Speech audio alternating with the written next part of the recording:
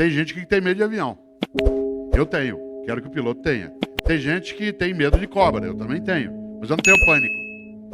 Tenho só medo. Tem gente que tem pânico de avião. Tem gente que tem pânico de livraria. Ele entra numa livraria, ele vê tanta coisa e diz, meu Deus, tem que ler tudo isso, saber tudo isso. Eu, Cortella, tenho pânico de barata. Eu não tenho medo de barata, porque não tem nexo. Você tem medo de uma coisa desse tamanho que não morde. Né? Não existe um caso na medicina que está escrito no prontuário, mordido por uma barata, né? Tomou 16 pontos. Pânico. Se aparece uma aqui agora, eu fico paralisado. Mas não é medo, é pânico. É pânico. Pânico é irracional. Eu me lembro que algumas vezes eu dei aula no Butantan, né, em função de palestras, e tentaram me ajudar. Criogenaram barata, congelaram, para ver se eu segurava na mão. De jeito nenhum. Nem congelada. Né? Olha que coisa. Eu tenho dificuldade de entender na obra divina se há força divina que produz por que a barata foi feita. Certo? Tanta coisa boa para fazer, mas deve ter alguma coisa que eu não compreendi ainda. Tem gente que tem pânico da morte. Eu tenho medo, mas não tenho pânico. Tenho medo da morte, não no sentido de desespero. Tenho medo de minha morte ser algo que cesse a minha possibilidade de ter uma vida que não seja pequena, banal, fútil. Por isso eu preciso pensar nela, na vida, antes de ficar pensando na morte. Há pessoas que têm pânico em relação à morte. Eu tenho medo. Medo significa de onde eu vou? Não é essa a questão. Medo do que vai me acontecer? Não é essa. Nessa hora eu sou como Epicuro. Epicuro, filósofo, dizia, eu não tenho medo da minha morte porque ela e eu nunca vamos nos encontrar. Enquanto eu existo, minha morte não existe. Quando a minha morte existe, eu não existo. Portanto, ela é estranha a minha condição. O de Allen é mais direto. Ele diz, eu não tenho medo da morte, eu só não quero estar lá quando isso acontecer. Né? Claro. Mas eu queria lembrar algo. Nós esquecemos que nós não somos eternos para não ter uma vida pequena, banal e fútil. E eu gosto de contar uma história, né, no escritório, que é um quadrinho do Peanuts, que é uma única representação, uma só, que tem a frase mais inteligente que eu já vi sobre isso que nós estamos falando. Tem uma cena do Charlie Brown e do Snoopy que eu acho maravilhoso. Você me deu esse quadro. E isso eu te dei. Por quê? Porque o Charlie Brown, ele é a encarnação da boa intenção incompetente. Ele é a encarnação da ideia de que a coisa mais perigosa que existe no mundo é incompetente com iniciativa. Né? O incompetente com iniciativa é um perigo num centro cirúrgico, num fogão, na direção de uma cidade, numa nação. É um risco imenso. Vocês imaginarem? O Charlie Brown, ele é a intenção, ele quer fazer, mas as coisas não acontecem. Ele é explorado pelos outros. E o Snoopy é um Beagle que é a alegria encarnada, aquelas orelhas que balançam. É uma coisa magnífica. E tem um quadrinho, diz dois, e é isso que eu queria amarrar nesse ponto, em que o Charlie Brown e o Snoopy estão sentados na beira de um rio, com as pernas para dentro da proximidade da água, sem colocá-la na água. E uma hora o Charlie Brown, é um quadrinho só. O Charlie Brown, com aquela capacidade imensa de ser tragicômico, de ser desanimado às vezes, ele diz assim, Snoopy, um dia nós vamos morrer. E o Snoopy responde, mas todos os outros dias não. Olha que coisa inteligente. Um dia nós vamos morrer, mas todos os outros dias não. Nesses dias que nós não vamos morrer, que a nossa vida não seja descartável, fútil, egoísta, tola, intolerante, odiosa, e que a gente seja capaz, na empresa, na família, nas religiões, na mídia, de pensar na nossa obra, para que a gente tenha noção de que a mortalidade, ela é um fato, mas a vida não tem como sua condução obrigatória ser desperdiçada. Um dia nós vamos morrer, mas todos os outros dias não. Uma das coisas mais gostosas é imaginar, e eu toco nisso num livro meu, que talvez algumas pessoas conheçam, que dá título a essa reflexão, um livro chamado Qual é a Tua Obra? E eu retomo isso num livro mais recente, cujo título é A Sorte Segue a Coragem. Em ambos eu toco nisso que eu vou dizer agora, que é exatamente a importância de nós não esquecermos de uma advertência que algumas religiões fazem.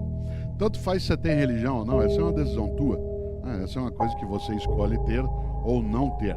Mas nós não podemos deixar de prestar atenção em algumas coisas que certas religiões anunciam e servem para nós meditarmos. Por exemplo, as três religiões que são baseadas num livro, como fonte direta de inspiração, que é o judaísmo, o cristianismo e o islamismo, essas três grandes religiões têm uma ideia que é terrível. Ela é terrível não porque é religião, mas porque ela nos leva a pensar. Essas três grandes religiões falam que no dia que nós nos formos, no dia que você se for, no dia que você transitar em julgado, haverá um juízo final. O que me assusta na ideia de juízo final não é ser final, é ser juízo. Dizem as religiões que no dia que você se for, a divindade vai te chamar num canto e falar: vem aqui para um particular. E aí, na tua vida, por que é que fez o que fez? E por que que não fez o que não fez? E por que é que fez o que fez como fez? E por que que deixou de fazer o que devia ter feito? Há pessoas que esperam a hora da partida para pensar nisso. Há outras pessoas que vão pensando nisso durante a vida. Interessante. No entanto, dessas três grandes religiões, uma delas, que é o cristianismo, ela tem um impacto maior nisso, porque ela tem um livro só sobre isso. Para quem já pegou uma Bíblia cristã, o último dos seus livros é um livro sobre o fim dos tempos. É um livro chamado Livro do Apocalipse ou o Livro da Revelação. Esse livro é o 27º da parte do Novo Testamento da Bíblia cristã. Vocês já viram, a Bíblia cristã tem um Antigo Testamento, que é judaico, e um Novo Testamento, que é cristão exclusivamente, que tem 27 livros. O último deles fala do fim dos tempos. O que me preocupa, repito, não é a religião é uma escolha tua. O que me preocupa é uma coisa mais séria. Nesse livro há uma advertência. Segundo os cristãos, está escrito lá no livro do Apocalipse deles, no capítulo 3, versículo 15 e 16. Capítulo 3, versículo 15 e 16, os cristãos escreveram: Deus vomitará os mornos. Deus vomitará os mornos. Aliás, a frase completa é: porque tu não és quente nem frio, hei de vomitar-te. Sabe gente morna? Gente que não é quente nem fria. Gente mais ou menos. Mais ou menos amigo, mais ou menos casado, mais ou menos ficante. Mais ou menos envolvido, mais ou menos profissional. Mais ou menos. Deus vomitará os mornos. Sabe gente morna? Que não é quente nem fria, que não cheira nem fede. Gente morna. Morna no casamento, morna na política, morna na empresa, morna na família, morna na religião. Que não é quente nem fria. Gente morna. Já imaginou alguém que passa a vida e a descarta sendo morno? Você gosta de água morna para beber? Água morna para beber dá ânsia de vômito. Cerveja morna. Refrigerante morno. Comida morna. Mate morno. Café morno. Às vezes eu chego num lugar como aqui e a pessoa diz: não, toma um café. Eu falo: não, obrigado, não, ele foi feito na hora. Isso aí, na hora que a mulher levantou às 4 da manhã. Gente morna. Você gosta do morno? O morno é um perigo. Não é quente nem frio. Ele é algo que não tem ali a sua identidade. É medíocre. Tá no meio, não é nem isso nem aquilo. Olha só. Você conhece gente morna? Morna na amizade. A pessoa vai apertar a tua mão na hora que vai te cumprimentar, aperta só a pontinha do teu dedo. Você fica aquela minhoca desmilinguida na mão. Na hora de te abraça meio de lado, parece que tá com nojo. A pessoa que faz uma coisa incrível, ela economiza afeto, esquecendo que afeto e conhecimento é uma coisa que você guardar, você perde. Afeto e conhecimento, guardou, perdeu. A única maneira de ter afeto e conhecimento é repartir. Morna no casamento. E aí, como é que tá o casamento? Tá ruim com ele, pior sem ele. Morna na política. E aí, como é que tá a discussão sobre o Brasil? Ah, não me meto nessas coisas, não quero saber. Morna na religião. Eu conheço gente, por exemplo, que ele vai a um culto, a uma missa, e ele escolhe o horário da missa pelo tamanho rápido que ela tenha. Ah, vou à missa das 10 que o padre faz uma missa rapidinho. Então vai pra quê? Ou você acha que teu Deus é tonto? Você chama ele todo poderoso, ele não sabe que você escolheu uma missa curta. É um Deus palerma. Deus vomitará os mornos. Portanto, cautela. No mundo de mudança e velocidade, é necessário que a gente seja capaz de afastar a mornidade. A mornidade que faz com que a nossa carreira, o nosso negócio, a nossa produtividade, que ela se reduza a algo que é morno. Algumas pessoas aqui com mais idade como eu, quando chegava dezembro, era a época de a gente levar para o pai em casa ou para a mãe o boletim da escola, que era impresso, para ele ver a nota e assinar de volta. Aí o pai pegava, olhava e falava assim, puxa, mas 6 em história, 5,5 em matemática, 5 em português. Ah, pai, deu para passar. Cuidado, isso é mediocridade. Uma coisa interessante é que algumas pessoas elas justificam o modo como tem dificuldade no seu cotidiano, achando que a dificuldade ela é algo imbatível. Já imaginou? A ideia do ainda dá, ela se dá não de modo ilimitado. Os romanos antigos têm uma frase que eu uso com muita frequência, lembrando a necessidade de darmos um passo além. Eles diziam, o impossível não é um fato, ele é apenas uma opinião. O impossível não é um fato, ele é apenas uma opinião. Cortella, é impossível nós derrotarmos o vírus, na tua opinião. É impossível fazer uma sociedade afastar-se momentaneamente e tomar cuidado, na tua opinião. É impossível que pessoas não entendam que elas não podem se grudar, se abraçar, se descuidar, na tua opinião. A ideia do impossível, ela não tem uma marca só de positividade. É impossível que alguém acredite que a Terra não seja esférica, na tua opinião. Interessante. A ideia de que o impossível, ele não é um fato, mas ele é uma perspectiva, alimenta sem dúvida a nossa condição. Mas há circunstâncias que são marcadas por uma impossibilidade. Por isso, voltando aqui a uma grande menção que sempre gosto de fazer, né, citando William Shakespeare, o autor predileto de Cláudia, claro, porque ela é gestora de teatro, né, por isso Shakespeare é assim uma referência. Quando Shakespeare diz que a nossa vida é feita da mesma matéria que os sonhos, a nossa vida é feita da mesma matéria que os sonhos, significa que nós somos capazes, sim, de sonhar, de imaginar, de ir buscar. Mas, eu lembro sempre, queria retomar, não se confunda sonho com delírio. Sonho é aquilo que ainda não é, mas pode ser. Ele tem viabilidade, mesmo que ele não esteja próximo. Delírio é um desejo que não é viável. Exemplo, eu, Cortella, sonho que a gente tenha uma nação mais cordata, mais convivente, mais digna na sua forma de presença. Isso é um sonho, não é um delírio. Eu sonho que nós não tenhamos discriminação, recusa, segregação. Isso é um sonho.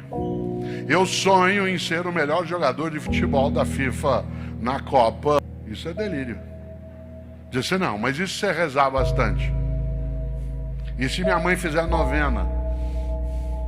Lamento. Há limites. Ah, mas você... E eu, apesar de não parecer, eu joguei futebol durante 20 anos. Mas agora eu tenho um limite que é concreto. Como eu recebi uma prótese no joelho direito, isso significa que eu não consigo mais, né, fazer aquilo que eu gostava de fazer. Aliás, o cirurgião, uma pessoa extremamente competente, disse, você vai ter alguns limites, entre eles, você não vai mais conseguir bater o calcanhar, né, nas nádegas. E eu fiquei imaginando que eu nem tinha lembrança de que eu fazia isso, né? E nem tinha tanta clareza de que isso era necessário de ser feito, né, em algum momento. Mas a situação mais curiosa é que, embora nós nos conheçamos há mais tempo, o cirurgião não imaginava que eu não dirigisse. Eu não dirijo, né? Não tenho carteira de motorista, não dirijo por uma razão, eu não quero. Né? E é coisa curiosa porque as pessoas às vezes se espantam e dizem, Cortella, mas você não dirige? Eu digo, não dirijo, eu não boto ovo, não fabrico rádio, tem um monte de coisa que eu não faço na vida, e essa é uma escolha. Mas uma das coisas que ele falou assim que ele me passou a visita quando eu voltei, né, do procedimento anestésico, eu estava no quarto, e ele falou, olha, foi muito boa a cirurgia, foi tudo muito certo, você vai poder dirigir daqui a 4 meses. E eu fiquei num encantamento imenso. Eu nem imaginava que prótese oferecia também, né, esse efeito secundário. Não há escolha sem perda. Há pessoas que perdem a vida, a propriedade, o privilégio, perdem a liberdade, mas não perdem a decência. Perdem, inclusive, a capacidade de emprego naquela situação, mas não perdem aquilo que os cristãos, de maneira tão intensa, escrevem no Evangelho de Marcos. Se você tem uma Bíblia cristã, olhe um dia, uma coisa ética muito forte, em que, segundo os cristãos, Jesus teria dito: de nada adianta um homem ganhar o mundo se ele perder sua alma. E a alma, claro, aí não é alma só no sentido religioso do termo, mas é perder a tua decência, tua identidade. E por isso, uma das coisas, Afonso, que a gente entende como corretas é fazer boas escolhas. E para fazê-las, claro, uma das coisas que auxilia é refletir sobre as escolhas que fazemos. Nesta hora, a literatura nos ajuda bastante. Você tem muitas obras que são absolutamente inspiradoras para fazer pensar sobre nossas escolhas. Ou se você olha Irmãos Karamazov, por exemplo, né, quando a clássica frase: se Deus não existe, então tudo é permitido, isto é, que vínculo existe entre religião e valores éticos? Alguns diriam: tá vendo? O mundo está assim porque falta religião. Cautela, depende do tipo de religião e que tipo de caminho religioso se segue. Há momentos na história humana em que foi exatamente a religião que foi causadora de malefício. Portanto, não é algo tão automático. Como diz Guimarães Rosa, não convém fazer escândalo de começo. Só aos poucos que o escuro é claro. E no campo da ética, só aos poucos que o escuro é claro. Nós vivemos dilemas. Eu citei agora o Evangelho de Marcos, dos cristãos. Vocês sabem que os cristãos têm um grande pensador, aliás, um grande teólogo, porque, como sabem, o cristianismo é uma religião sem teoria. Ele nasce sem teologia. O cristianismo é uma religião de prática que nasce sem teologia, isto é, sem um corpo teórico. O primeiro a construir um corpo teórico entre os cristãos será Paulo, um judeu chamado Saul, que depois vai ser chamado de Paulo. Paulo, sim, um homem que tem formação letrada, vai construir uma teologia para aquela prática de Jesus e seus seguidores. E ele a faz, essa teologia, por intermédio de cartas éticas. Cartas, epístolas. Se você já leu alguma vez uma delas, cada uma é uma carta sobre ética a determinada comunidade. Aos cristãos da comunidade de Corinto, ou de Roma, ou de Tessalônia, ou de Éfeso, todas têm conteúdo ético. Todas, sem exceção. Aquela que eu mais gosto, na primeira carta de Paulo aos Coríntios, há algo que é fortíssimo nisso que você chama de dilema. Paulo escreve isso no capítulo 6, versículo 12. Aliás, só uma curiosidade, como eu também sou da área de ciências da religião, uma coisa que algumas pessoas às vezes não sabem é que as cartas de Paulo, elas foram escritas antes dos evangelhos. Embora na distribuição do texto no livro as cartas venham depois dos evangelhos, historicamente elas são anteriores aos evangelhos. Alguns dos evangelhos foram escritos 50, 60 anos depois das cartas de Paulo. Isso significa que são as cartas que influenciam parte do conteúdo, eles influenciam parte do conteúdo dos evangelhos, inclusive na construção do evangelho de João, naquilo que traz um pouco mais de filosofia, para usar um termo mais comum. Pois bem, no capítulo 6, versículo 12, da primeira carta de Paulo aos Coríntios, há uma frase que tem a ver com um dilema, em que Paulo diz: tudo me é lícito, mas nem tudo me convém. Tudo me é lícito, mas nem tudo me convém. Isto é, eu posso fazer qualquer coisa, que eu sou livre, mas eu não devo fazer qualquer coisa. E o que é que eu não devo fazer? O que torna imunda a minha vida, o que mancha a minha trajetória, o que desonra a minha família, o que agride a minha comunidade. Tudo me é lícito, mas nem tudo me convém. Agora, nós não somos imunes à fratura ética. Um outro animal até teria essa possibilidade. Nós humanos não. Nós somos livres. Aliás, para fazer o benefício e o malefício. E eu diria algo que eu acho que vale para nós. Pena de quem não tem dilemas. Porque talvez é porque não reflita.